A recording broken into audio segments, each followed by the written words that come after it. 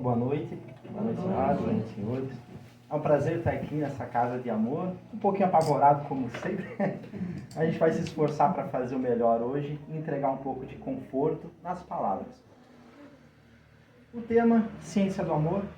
E na minha opinião, quando a gente fala sobre a ciência do amor, a gente está falando sobre Deus.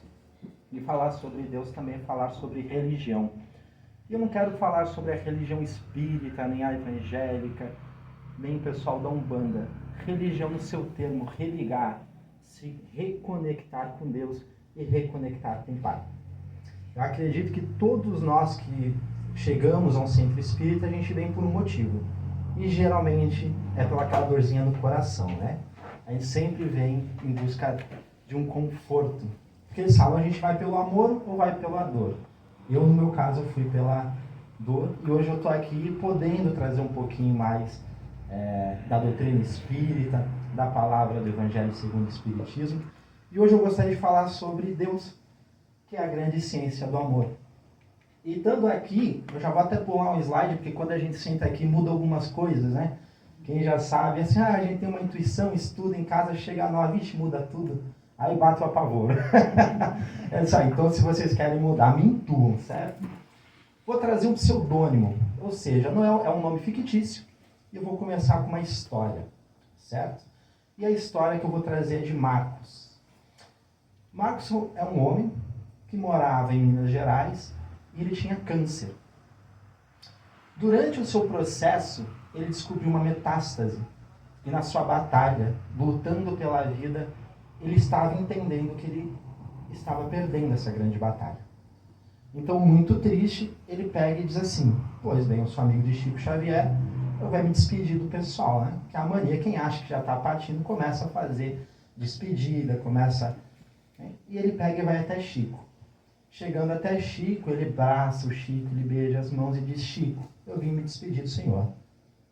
Porque eu estou com câncer, eu estou com metástase. Infelizmente, essa batalha eu não vou ganhar. A gente conhece Chico, né? Chico é amor em pessoa. E Chico olha para ele, sério, mesmo com aqueles olhos amorosos, e pergunta, Marcos, você quer morrer? E aí ele leva um susto.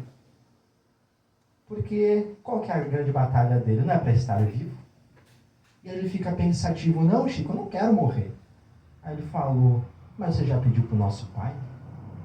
E ele fica pensativo e diz, não, eu não pedi para o nosso pai. E aí Chico diz, então peça, meu filho, converse com teu pai. E aí Marcos pega, sai do centro espírita reflexivo, e aí vem um colega dele, lá do fundo, aquelas pessoas que, né, falam o que pensam. Pergunta assim, Marcos, tu vai morrer, não vai? Aí ele se assusta, ele olha para trás e fala assim, pois bem, se tu vai morrer, por que tu não faz uma cirurgia espiritual então? Aí ele fica refletindo, ele fica, olha, vai que é Deus querendo que eu faça uma cirurgia espiritual. Então ele pega, com o pouco dinheiro que tem, com a pouca saúde que lhe resta, pega as moedinhas do dinheiro que tem todo e viaja para o Rio de Janeiro, para um centro espírita chamado Frei São Luís. Chega lá no Rio de Janeiro, desce do aeroporto. Quando ele vai buscar o táxi, o que acontece? Ele, com efeito de quimioterapia, ele resolve ter um piriri no meio do negócio. Quando ele ia entrar no táxi, dá aquele desarranjo danado. Bate o apavoro. Ele diz, estou com pouco dinheiro, não trouxe roupa suficiente. Ele olha para os céus e diz, Pai, meu Deus, por favor, já com lágrimas nos olhos, me ajude, mas dessa vez com objetividade, meu Pai, por favor. Nesse mesmo momento para um carro, uma mulher abaixa o vidro, vendo a situação toda e lhe entrega uma peça de roupa. Diz, olha, saí agora da lavanderia e tu tem o mesmo tamanho do meu marido, é gordinho que nem ele, pega aqui uma roupa, meu filho. Aí ele pega a roupa, vai no banheiro, se troca rapidinho, entra no táxi. Entrou no táxi, ele olha para aquela fila e disse, não vou chegar nunca. Aí o taxista olha, está indo para onde? Ele falou, estou indo para São Luís, para o centro espírita. Mas eu moro do lado, eu sei um caminho. Aí pega, faz o caminho diferente, chega no horário. Chegando no horário, o que acontece? Não tem a ficha. Já acabou todas as fichas.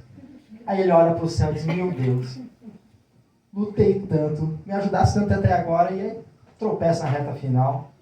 Aí do nada um telefone toca. A pessoa atende. Ah, não, tudo bem. Desliga o telefone. Olha, pega minha ficha, que eu tenho que ir para casa resolver um problema que aconteceu agora e estou indo embora. E pega e vai, ele fica com a ficha. Aí ele, debilitadinho, cansadinho, se sentou, passou a tarde inteira. Ele era a última ficha, ele passa a tarde inteira até ser atendido. Quando ele vai, ele deita a maca, deitando na maca, os médios que trabalham já sabem, já começa, né? A oração, vem aquela energia boa, ele sente aquela vibração, que quem vai no passe de maca sabe como é que é, né? A gente sente tudo, a gente sai até tonto de lá, às vezes eu saio meio zambeta. Quando tá para acabar, eu já tô mexendo os dedos da mão e do pé para ter certeza que eu tô ali. E aí a gente vai devagarzinho, ele mesma coisa. Quando tá para acabar, o médium recebe quem?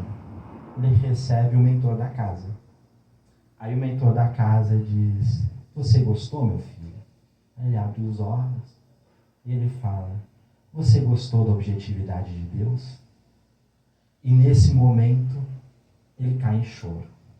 Copiosamente. Ele nunca havia chorado tanto quanto aquele instante. E ele não chorava por acreditar que ele tinha sido curado naquele momento. Pelo contrário, ele chorava porque naquele momento ele entendeu que Deus tinha ouvido ele.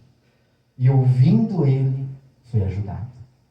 Imagina quando nós somos tocados por Deus, quando nós temos essa experiência.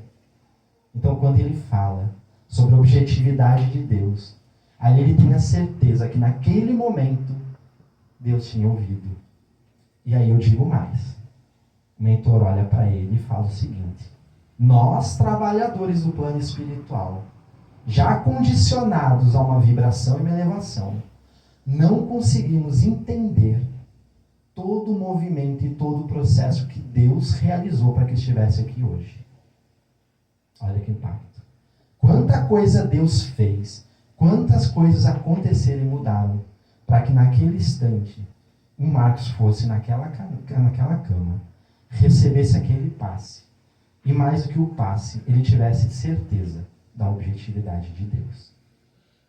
Só que isso só vai acontecer conosco quando a gente aceitar que nós também podemos pedir ao Pai.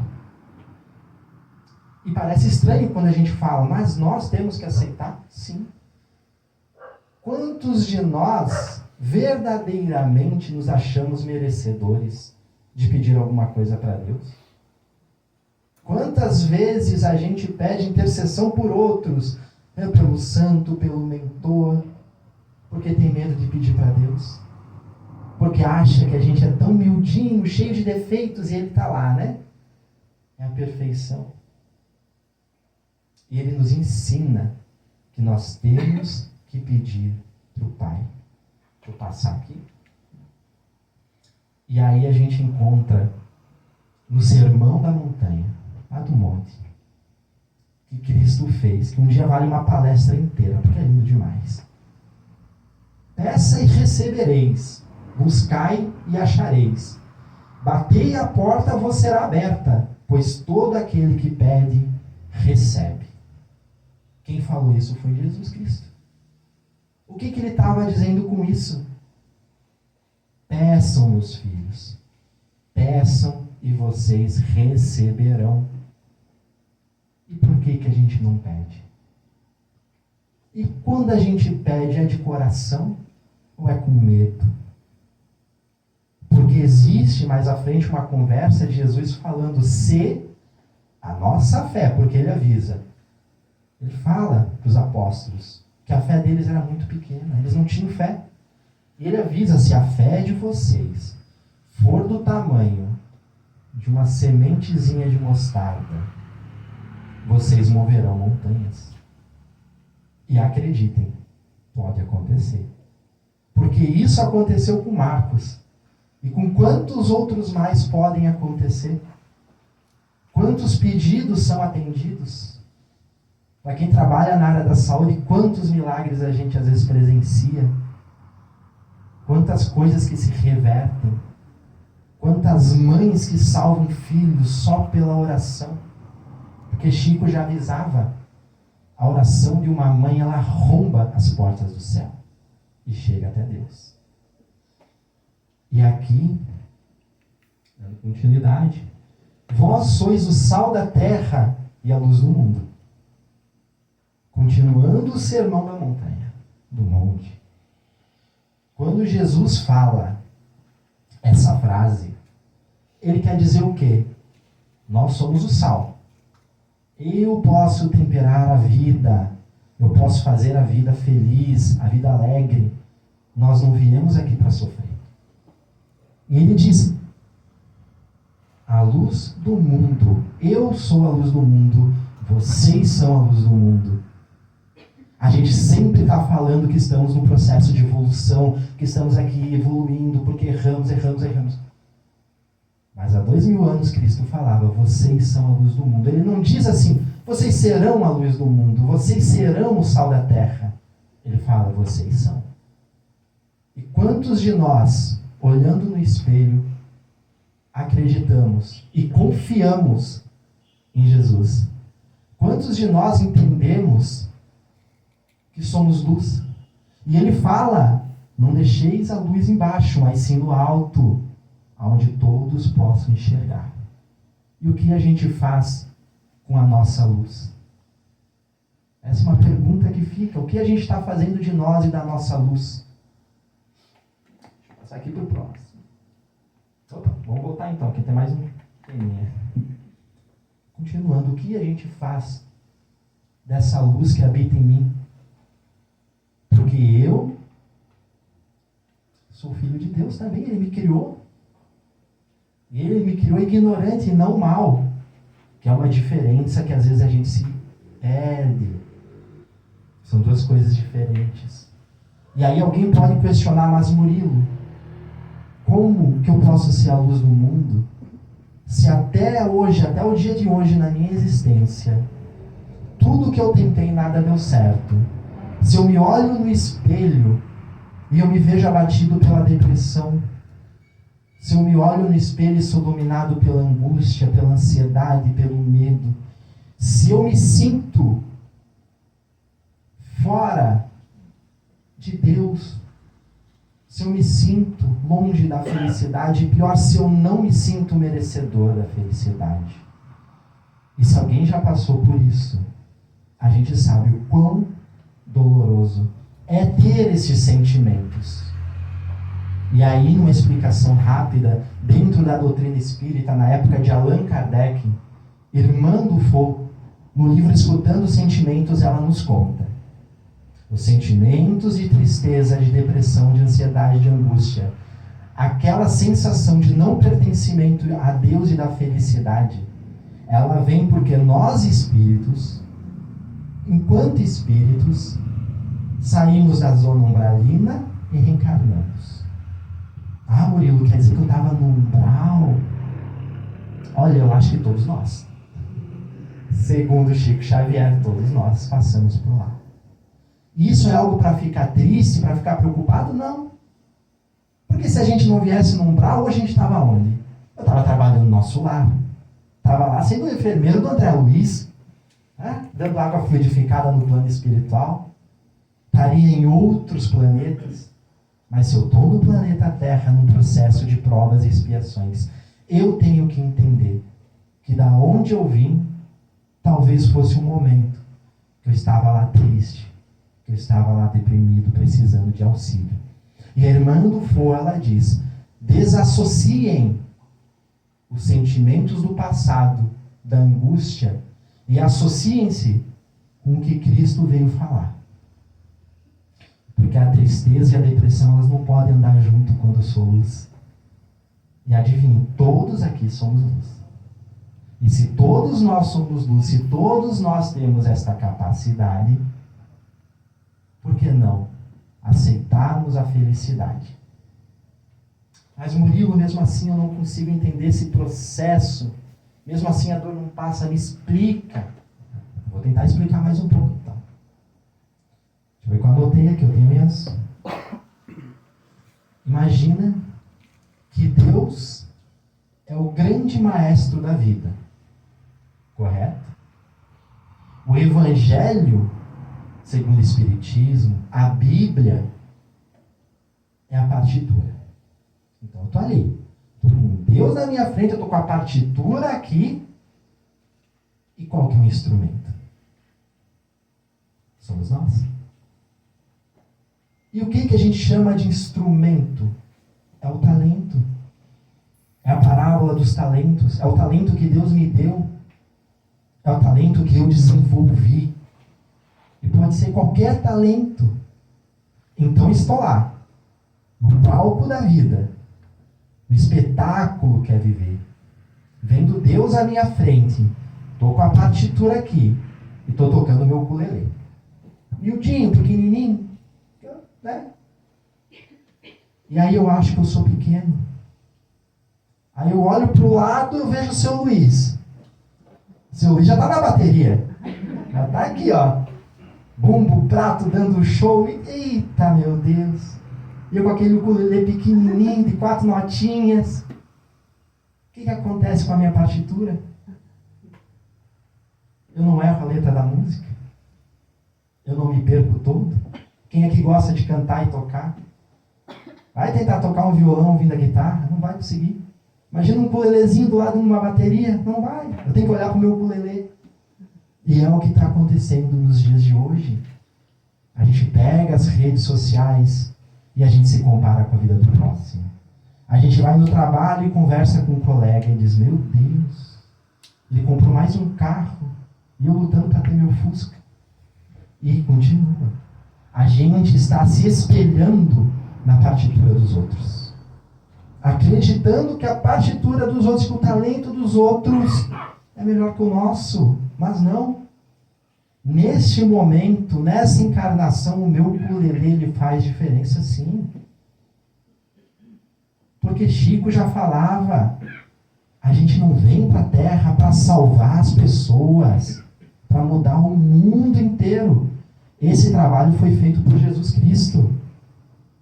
Muitos de nós estar encarnados e ter uma vida dita comum e chegar até o final dela é um grande presente, uma grande dádiva.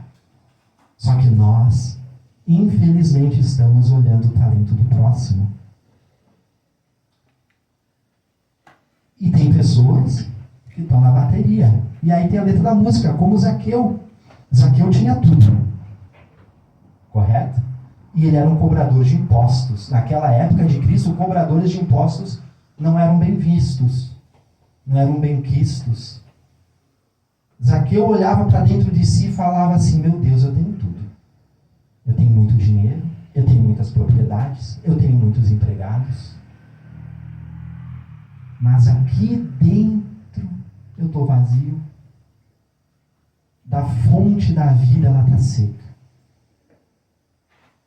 E aí ele soube que Cristo passaria por ele. E Zaqueu era miudinho. Para quem não conhece, ele era pequenininho.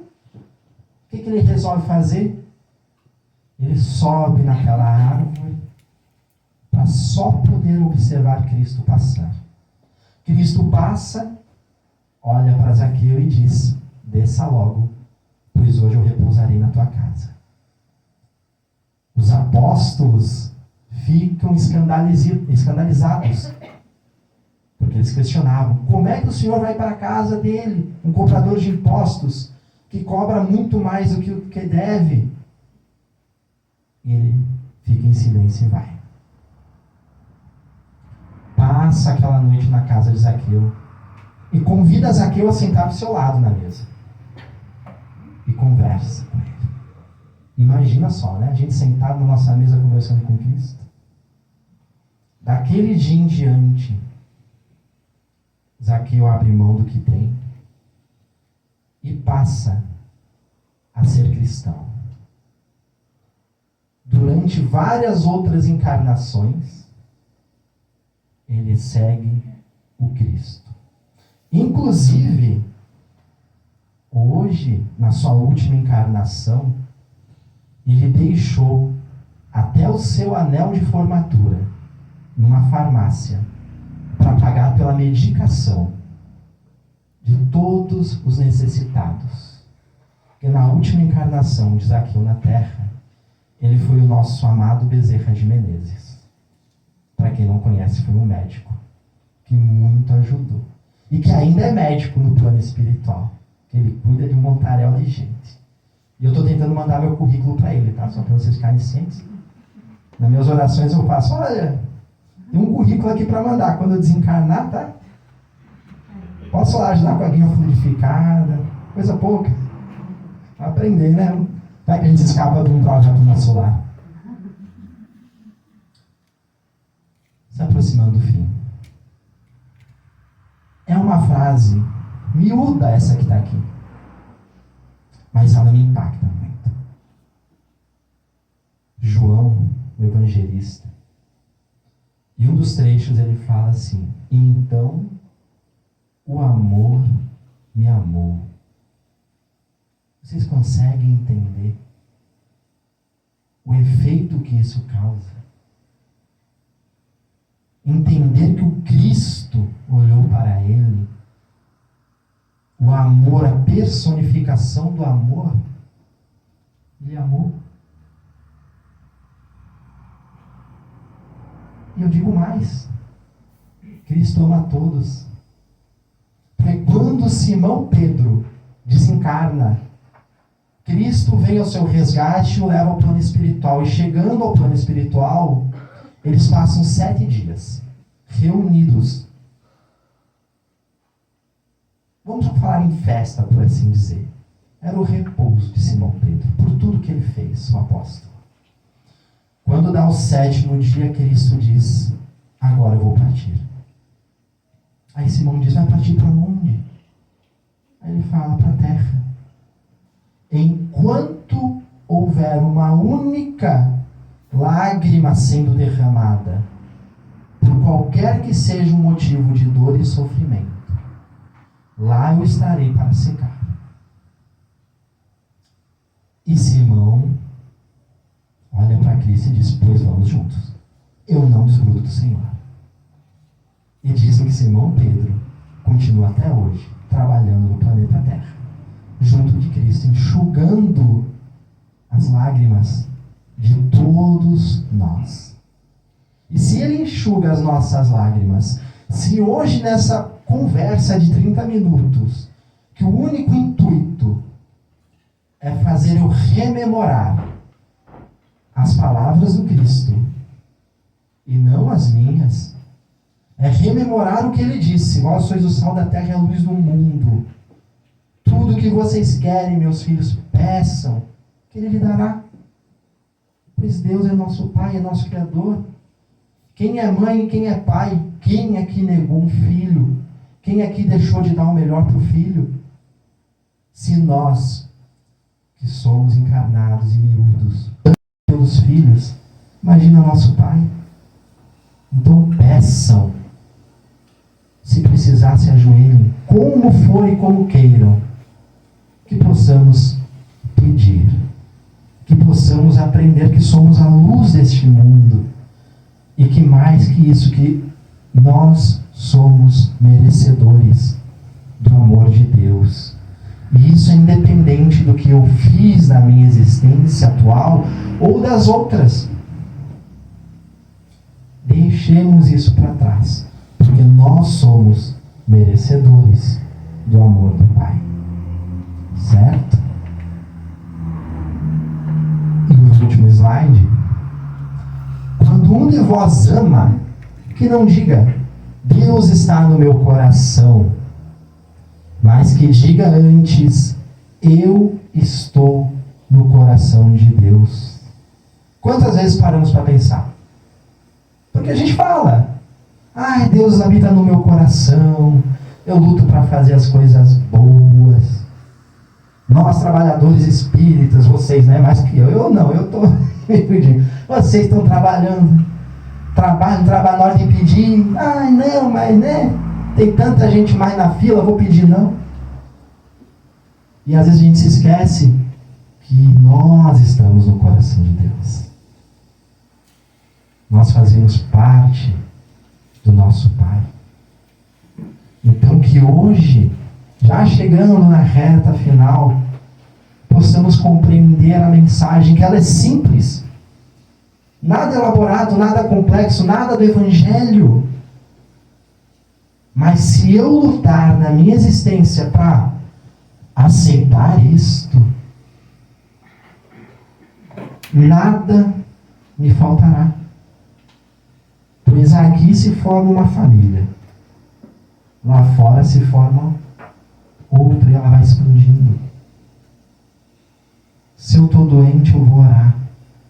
E eu sei que eu vou ser curado.